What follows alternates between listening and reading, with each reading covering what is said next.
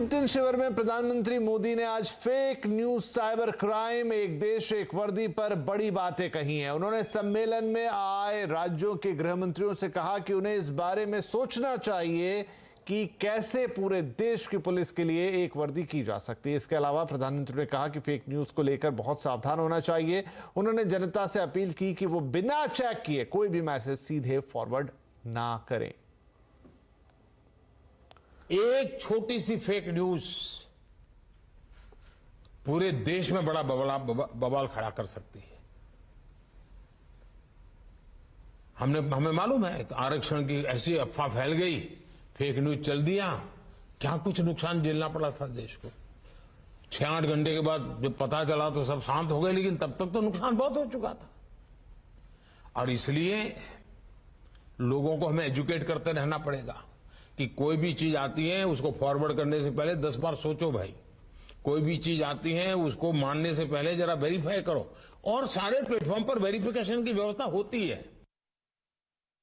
एक और विषय हमारे देश की पुलिस के लिए महत्वपूर्ण है।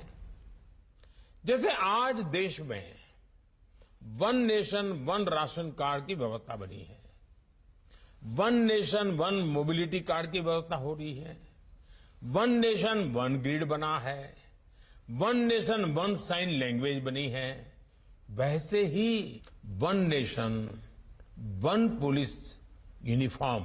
हाँ, उस राज्य का एक टैग हो सकता है, उस राज्य का एक नंबर हो सकता है, लेकिन पहचान कॉमन बने, इस पर सोचा। मैं एक विचार के रूप में रख रहा हूं, न मैं कहीं आपसे आग्रह भी करता हूं, मैं सिर्फ एक विचार रखता हूं, और विचार पे चर्चा कीजिए।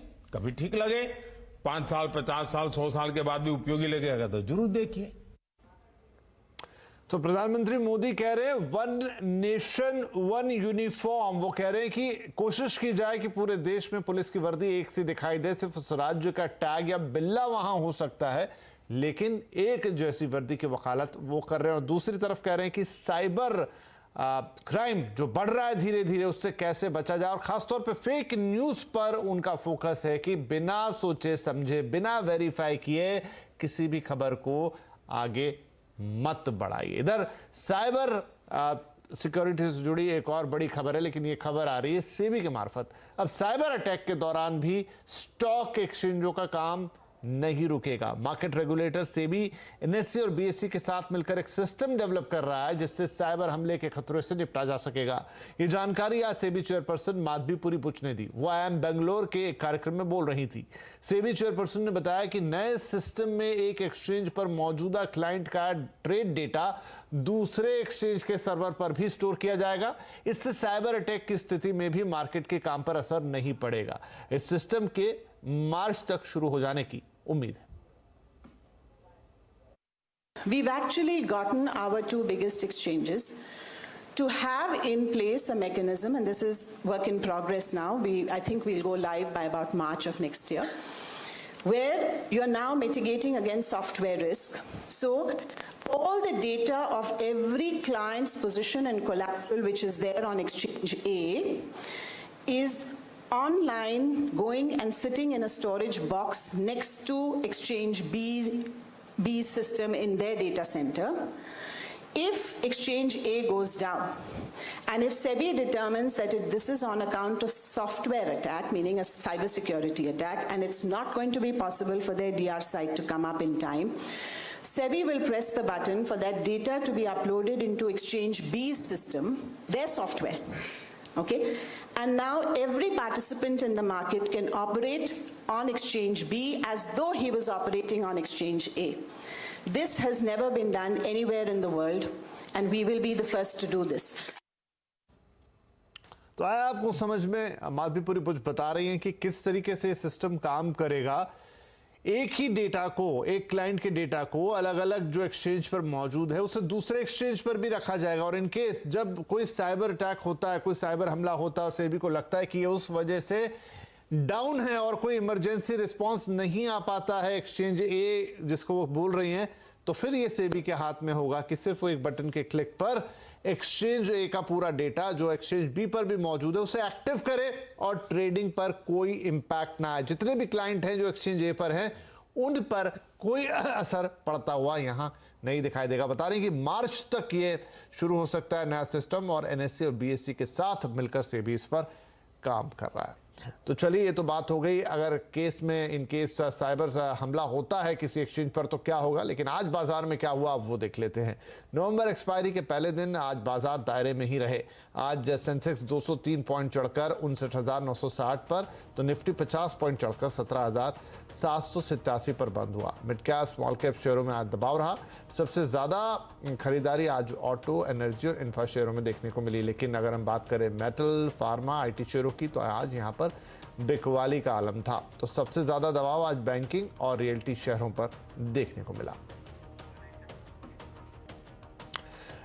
न्यू एज कंपनियों का वैल्यूएशन महंगा होने की उम्मीद है, ये कहना है कंप्लीट सर्कल के मैनेजिंग पार्टनर और सीईओ गुरमीत चड्ढा का। गुरमीत चड्ढा के मुताबिक न्यू एज कंपनियों में शामिल नायका का कारोबार थोड़ा ठीक रहने की उम्मीद है, लेकिन बाकी कंपनियों से उम्मीद थोड़ी कम है।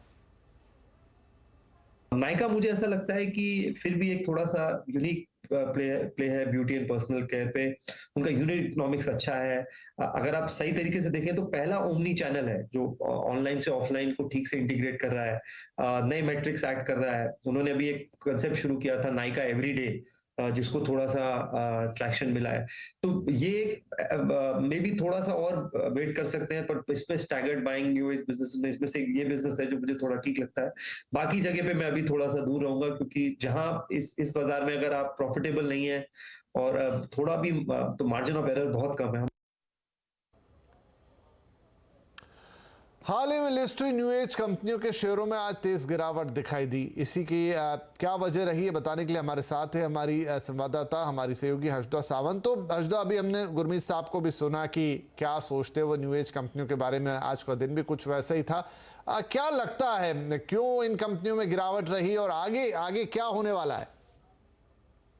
Across the board sell side की जो पोजीशंस देखने को मिली है वो वाकई में निराशाजनक है, लेकिन प्रेशर अब ज्यादा बढ़ रहा है क्योंकि जो लॉक इन पीरियड होता है वो करीब आ रहा है। लॉक इन पीरियड खास तौर से उन निवेशकों के लिए होता है जो दरअसल प्री आईपीओ में कंपनी के साथ जुड़ते हैं और उस ग्रोथ स्टोरी का हिस्सा बनते हैं।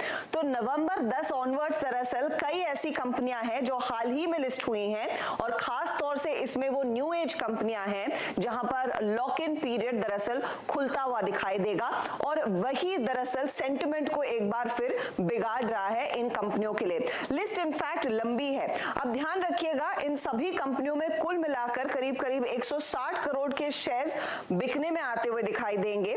यहां पर ऐसी भी कंपनियां हैं जिसमें पेटीएम, नायका, पीबी फिनटेक और साथ ही साथ डिलीवरी जैसे नाम शामिल हैं।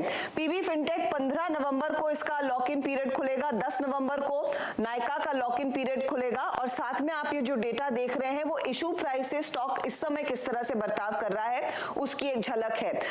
डिलीवरी में करीब 27% तक की गिरावट इशू प्राइस की तुलना में देखने को मिली है। 24 नवंबर को इसका लॉक इन खुलता हुआ दिखाई देगा, और ऑफ कोर्स हमने देखा है पेटीएम में भी जो लॉक इन खुलेगा वो लगभग 18 नवंबर की तारीख फिक्स्ड है, लेकिन ये स्टॉक अपनी इशू प्राइस जो 2150 रुपए के आसपास थी उसकी तुलना में इस समय पेटीएम 70% के डिस्काउंट या फिर नुकसान में कारोबार करता हुआ दिखाई दे रहा है। अब कितने स्टॉक्स दरअसल मार्केट में आएंगे? 160 करोड़ के शेयर दरअसल बाजार में बिकने में आएंगे। इन 4 कंपनियों की हम बात कर रहे हैं इस समय। साथ ही साथ वो कौन से निवेशक हैं जो दरअसल एग्जिट ले सकते हैं या फिर बेच सकते हैं अपना हिस्सा? तो इसमें private equity investors, venture capitalist और साथ ही साथ प्री आईपीओ के आसपास जो निवेशक अतिरिक्त जुड़े थे वो दरअसल अपना हिस्सा बेचने के लिए आ सकते हैं, उनके लिए लॉक इन पीरियड खुल रहा है। तो कुल मिलाकर 87,000 करोड़ के शेयर बाजार में बिकने के लिए आ सकते हैं। ध्यान रखिएगा, इन 3-4 कंपनियों ने मिलकर करीब 34,000 करोड़ का कुल इशू साइज सामने बाजार में लाया था, तो उतनी रकम इन्होंने जुटाई थी, लेकिन 87,000 करोड़ के शेयर्स यहां पर अब बिकते हुए दिखाई देंगे। खास बात यह है कि इन कंपनियों के लिए कुछ ऐसी कंपनियां हैं जहां पर जो एग्जिट होगा या लॉक इन पीरियड होगा, थोड़ा सा शेयर होल्डिंग कम है। स्पेशली नायका के केस में 34% ऑफ शेयर होल्डर्स अपना हिस्सा बेचते हुए दिखाई देंगे। लेकिन 3 कंपनियां जिस पर ज्यादा संदेह है या फिर जिस पर ज्यादा दबाव देखने को मिल रहा है, उसमें पेटीएम है, आपका पीबी फिनटेक है और डिलीवरी है। इसमें लगभग 80 से 85% शेयर होल्डर्स अपनी लॉक इन पीरियड से बाहर निकलते हुए दिखाई देंगे, तो उनकी तरफ से प्रेशर आ सकता है। और सबसे बड़ी चीज इन तीनों कंपनियों में एक जो कॉमन फैक्टर है कि सॉफ्ट बैंक 10% तक का हिस्सा उन 3 कंपनियों में होल्ड करती है। तो ऐसे में सवाल यही है कि सॉफ्ट बैंक पर जिस तरह का दबाव बन रहा है, क्या वो इस लॉक इन का फायदा उठाकर एग्जिट करते हुए दिखाई देंगे? यही एक ओवरहैंग है जो इस समय इन स्टॉक्स पर भारी पड़ रहा है। आपको याद होगा जुलाई में जोमैटो का लॉक इन खुला था और वो स्टॉक दरअसल लॉक इन खुलने से पहले करीब 41% वैसे भी करेक्ट हो गया था। और अब ये करेक्शन इन कंपनियों में शुरू हो चुका है, जहां पर लॉक इन दरअसल 10 नवंबर ऑनवर्ड्स अलग अलग डेट्स पर खुलता हुआ दिखाई देगा। जी बहुत शुक्रिया आशुदा इस